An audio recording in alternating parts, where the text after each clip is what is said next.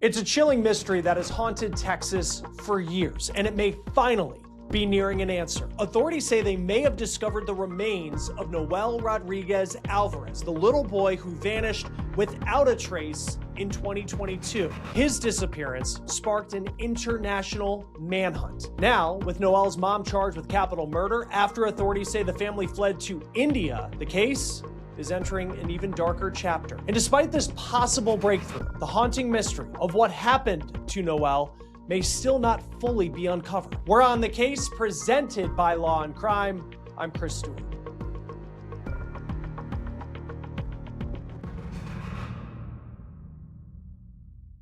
It was in March of 2023 that a welfare check was put in for a 6-year-old boy named Noel Rodriguez-Alvarez. And this welfare check ended up launching a desperate search for this little boy because it turned out no one had seen him in months. Now, this is a picture of young Noel. He lived with his family in Everman, Texas, which is outside Fort Worth. And this week, the FBI was seen outside Noel's home digging in the backyard. Now, according to this news conference per WFAA TV in Dallas, investigators say they have made a horrific discovery.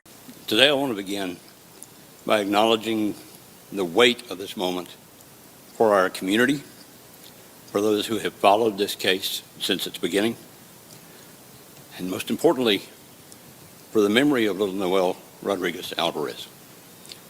During a lawfully authorized search operation at the former residence of Noel Rodriguez-Alvarez, human remains were discovered.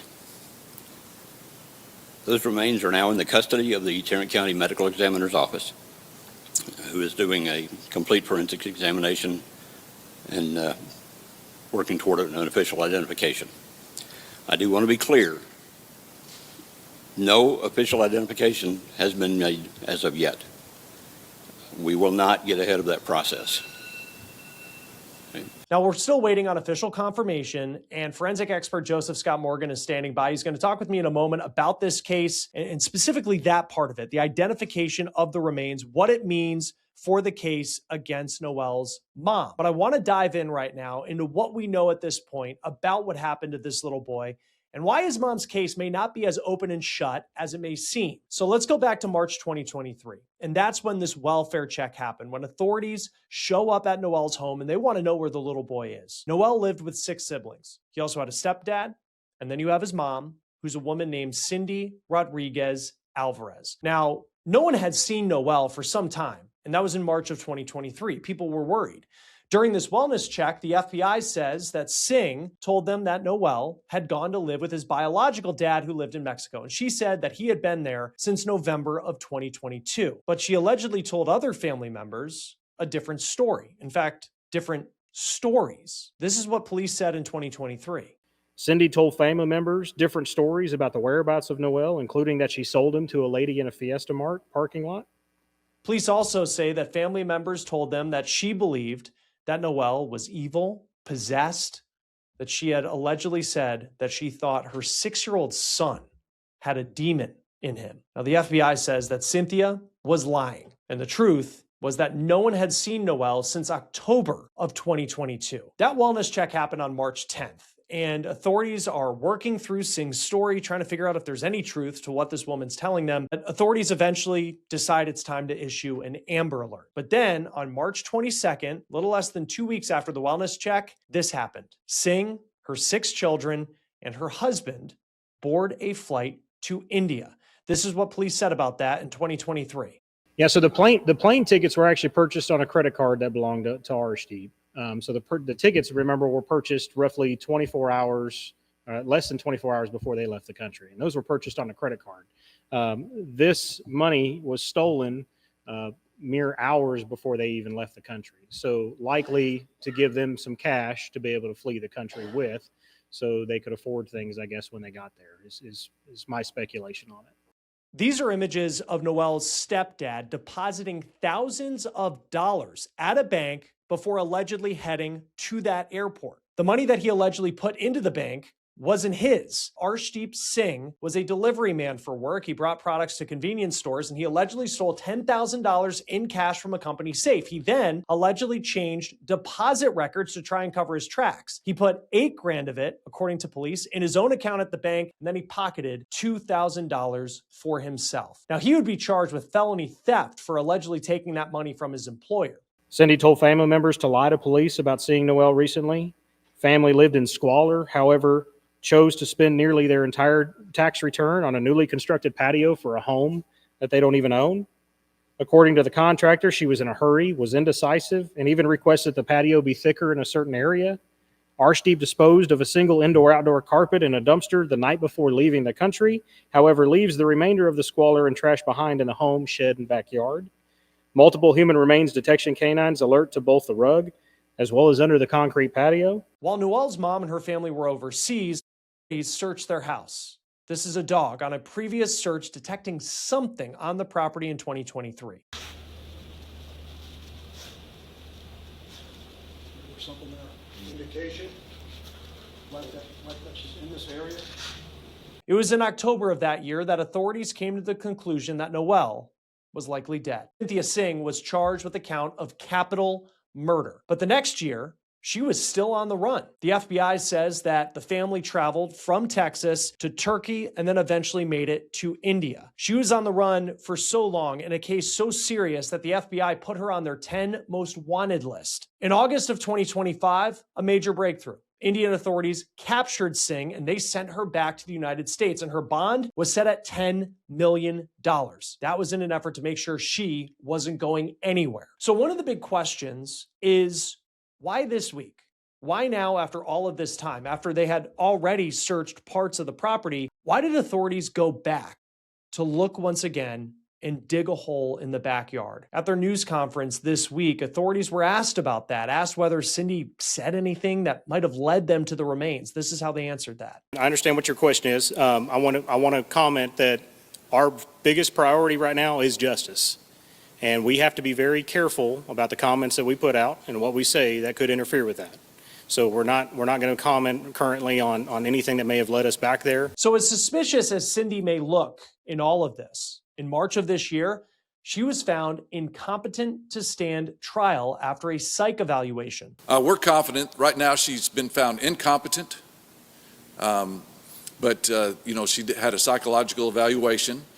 And the psychiatrist told us, or the psychologist told the court, that currently she is not competent to stand trial. Now, there are two things that are required for you to be competent to stand trial. You've got to understand the charges against you, and you got to be able to assist in your defense. The report further says that they believe that in the foreseeable future, she will regain competency. So she will stand trial for this. It's unclear how Noel allegedly lost his life, but there has been some reporting that the boy was the victim of abuse. NBC5 in Dallas wrote that witnesses told police that Noel's mom wouldn't give him food or water because she didn't like it when he had a dirty diaper. Joining us now to talk more about this case, Professor of Applied Forensics at Jacksonville State University, death investigator Joseph Scott Morgan. Always great to have you here on Law and Crime. So we know that these remains, and the FBI, they seem pretty confident, law enforcement, the DA, pretty confident that these are the remains of Noel Rodriguez-Alvarez. But they stop short of saying it is because they still need to be identified. Knowing that he was last seen October 2022, and these remains were found this week, what happens now? Well, I think that this is Chris, this is a big hurdle they're going to have to overcome, because here's the big thing: if you're looking for soft tissue injuries, which is because the big question is, well, first off, is this the child? And then secondly, 6-year-old kids are not supposed to just die, right? Okay, generally there's going to be something sinister about a case like this. So if we're talking from 2022, I'd be very surprised unless the child was found in having been cocooned, like in a blanket or a tarp or something like that, that might preserve some of the soft tissue. You're going to be very hard pressed to find soft tissue injuries on the body. So what they're going to be looking at, in addition, they're doing parallel things here. So what they're looking at is getting a confirmatory ID, which is easy enough to do if you have containment. If you have particularly the molars intact, you can do DNA extractions from there. There is the petrous bone inside of the skull. If skull is intact, you can harvest from there. And then, you begin to think about the heads of the long bones, femoral in particular. You go into the pelvic region. You're looking for this kind of dense structure where you can get in and extract DNA. Now, could they do dental on a 6-year-old? Be kind of hard. It can be done, provided this child's been taken to a dentist. Right. Because you can do a right? great Yeah. dental examination, but if you don't have anything in the antemortem state to compare that examination to, it's not worth anything. So that's what they're looking at. And I was saying parallel. So the other part, you'll have the DNA folks / ID people working on this side. And then you're going to have the anthropologist that will be closely examining any of the skeletal remains. What will we be looking for? Well, specifically tool marks. And we can go kind of down the road with that. The main area that we focus on is trauma to the skull. Because, if you have like a depressed skull fracture or any kind of fracture at all, it's going to present, on the external table of the skull. But other than that, unless you have a rib that is broken and it was broken in the antemortem state, that is before death, or a broken bone in the arm, still that might not be enough to say that this is a homicide. So you're looking for something definitive. This is going to be an uphill battle for them, Chris. Well, and there's allegations that this boy was neglected and abused before his death. Knowing that he's 6 years old, Yep. We get into morbid conversations when we talk about these types of stories, but I mean, It's reality. in terms of the bone structure, the ability Yep. for a body to stay intact, Yep. knowing if he didn't have the nutrition that he should have as a Yes. 6-year-old, like, does that impact the quality? Quality is a tough word, but just exactly what you're able to actually recover. That is an excellent question, Chris, and let me tell you why. Because if you're talking about abuse and neglect, let's focus on neglect, because neglect is different than abuse, right? Abuse means that it's more proactive, kind of a proactive thing where the individual is striking a child, burning a child, preventing the child from breathing, right? Okay, and we think about that from a physical assessment. You start talking about neglect, particularly when it comes to little kids, and they're still in that developmental phase. I remember when my kids were little, right? And you take them to the pediatrician and they have a growth chart, right? So you're looking for specific signs developmentally, all right? Well, that can be retarded as a result of improper nutrition, all those things that come along with neglect, not just nutrition, absence of nutrition, but also as a result of medical treatment. If the kid was vitamin deficient, those sorts of things, that goes back to nutrition, but it kind of holds hands with other things that we look at, and you can do a skeletal assessment on that. The anthropologist will be involved in that. And because if they're saying neglect, and again, that's very, very specific, you're going to be looking for skeletal development. Now, the question would be, is this some kind of genetic predisposition, or is this something that's indicative of him being starved at some point in time, not being fed, sufficiently? And so that's going to be a big part to this, not to mention any kind of trauma, that was heaped upon this poor little angel. When it comes to, just thinking of the cause of death, and if we're ever able to learn that, and knowing that has been, it's almost 4 years at this point since this boy was confirmed last seen alive. And we don't know what happened after that. How likely is it that, depending on, obviously a lot depends on the quality of remains. We don't know about that at this point, but how likely is it that we could learn a cause of death ever? It would be a real uphill battle for them to make it specific. It's going to be fascinating. I think this is Tarrant County, where this is occurring out in Texas. So the ME out there will take a look at this case, and you and I have covered cases like this before, where it'll say, they can't even really say trauma, but they'll classify it under one of the 5 classifications that we do for manners of death. This will be homicide. And then cause of death will say undetermined. But yet they have enough intellectually and scientifically, at least they think, to form a basis to put forth the idea that the manner is in fact homicide. And you kind of get into crossing swords philosophically here. How did you reach that determination? Maybe he just died and they decided to bury him because they were afraid of the other things family may have been involved in. Had nothing to do with anything nefarious or sinister going on other than the abuse of a corpse. And that's really how a defense attorney would approach this. All right. I've seen it done over and over again. All right. And simply because you're absent physical evidence to say, okay, specifically somebody put their hands on this baby, they kill them, then they put them, into this hastily dug grave or whatever the circumstances. So some of the things we're kind of holding out for, right? In this particular case is that the body was cocooned. I like to use that term because, many times people will kill someone and in order to prevent a mess, they will wrap the body, generally in plastic. You can have blankets. Plastic would be best.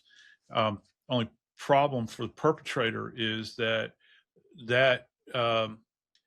impacts the way the body decomposes, right? So with cocoon bodies, even though they've been downrange, I don't know, Chris, I can't do the arithmetic off my head, but we're coming up to 4 years now downrange as of this upcoming October, right? You can still see some tissue if the body's cocooned. However, if the body is just in bare earth, it's going to be a major problem.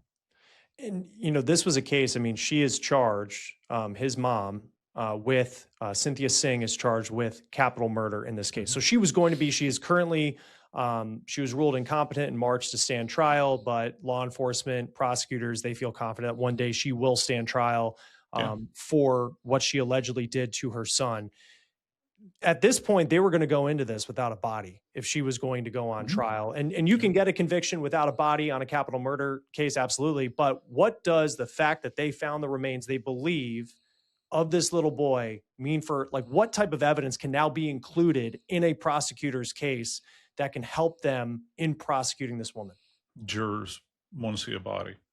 And I don't mean that from a morbid perspective. It is the corpus delicti, the body of the crime, literally. And it's representative of something because there's a lot of cases out there that have been covered and people have been charged with no body at all. And they have, in fact, been found guilty as charged. But when you have the remains of a child, and remember, they're going to see these remains in court. These images of this tiny little skeleton are going to be flashed up on the screen. That list to the good category for the prosecution there, because it's something demonstrative. Because everybody on that jury is going to be saying, what type of person would, take a 6-year-old's life or what type of person would just take a 6-year-old and bury them, in this location alone, just down in this deep, dark recesses around here. And so that's going to be a driver. That's kind of an underlying premise for the defense. For the prosecution. It makes it all the more difficult, I think, for the defense to stand up against that because you have evidence now. Now, whether or not you can say specifics about that evidence, about those remains, is still remains to be seen. But I can tell you this: Texas, particularly their forensic community there, they've got top-notch forensic anthropologists in that state, and I would imagine they're going to be calling on the resources of the feds as well, working on this. You're talking about a family, from what I understand, that bolted, right? Yeah. That headed out. She was extradited from India. The FBI's vested. You know what I'm saying? They have entered the picture now because if they can prove on any level that she fled in order to escape prosecution for a homicide, they're going to be involved. So you're going to have all of those resources in addition to what the state of Texas can bring to bear, and it's going to be a hard mountain for them to climb. For a lot of us on the outside of these investigations, we just assume that you're going to be able to pull DNA from some remains, then you just match the remains and it says DNA, and then there we go. Because a lot of times we just get, hey, we're working on it, and then yes, these are the remains of that. So Yeah. once they're able to pull whatever it may be, like DNA from these remains, like what are you matching it with to be able to say familial DNA. It's going to be, yeah. I'm sorry. I didn't mean to step on you, Chris. No, please. Yeah, so you've already got the mother. She can be compelled to give a buccal mucosal swab for the purpose of identification of this child. There are also siblings, okay, that you can extract DNA from, and then when you go in here to these that I briefly touched on, these kind of DNA rich sites in the body, in skeletal remains, they'll be able to pull a match off pretty quickly now. I mean, things move so much quicker now than they used to.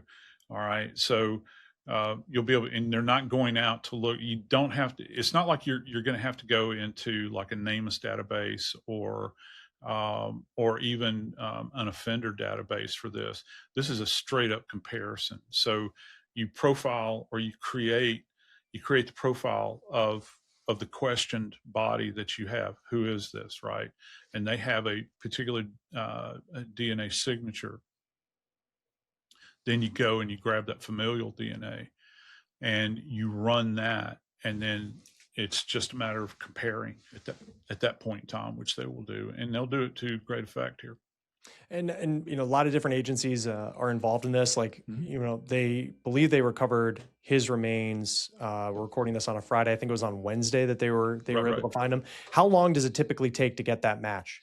It's going to be probably depending upon how quickly these things work. Yeah. Relative to the bureaucracy involved, and that's generally the biggest problem with any of these cases.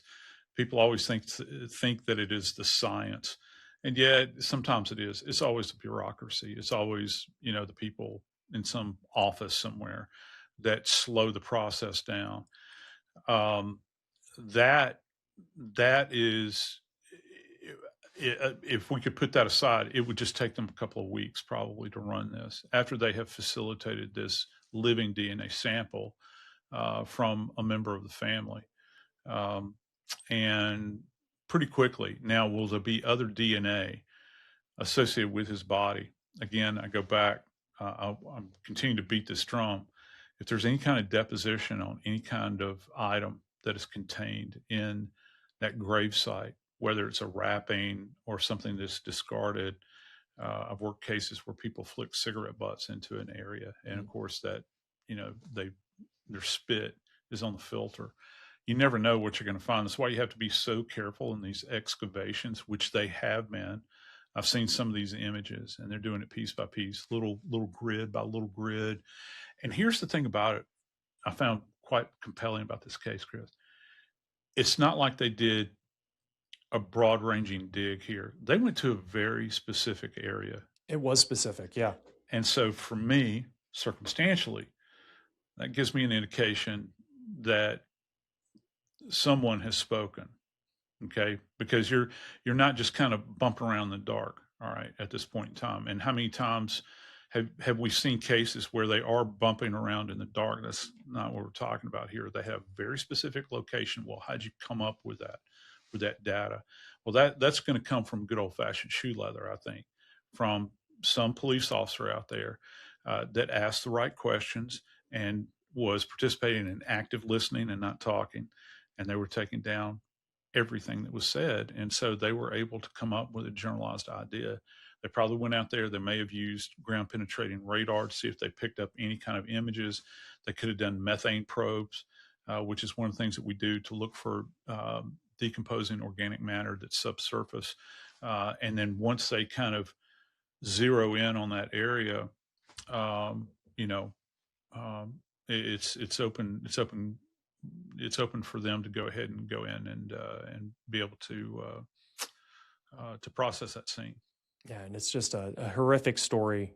Goes back so many years at this point. You wonder just how does this boy, and we've seen so many stories, unfortunately. That's the thing. Like, I mean, how many times have we talked about cases where these little boys or little girls, like they just go missing for months, if not years. And then suddenly there's this moment where it's, oh my gosh, what happened to this child? And at least here at this point, they believe that they know, it appears, where his remains were. We'll see what happens next. Joseph Scott Morgan, thank you for taking the time. Always great to have you here on Law and Crime. We appreciate it. You bet, my friend. Thanks for having me. That will do it for On the Case, presented by Law and Crime. Subscribe to us on YouTube and Spotify, and we're also now streaming on Peacock. I'm Chris Stewart. We'll see you next time.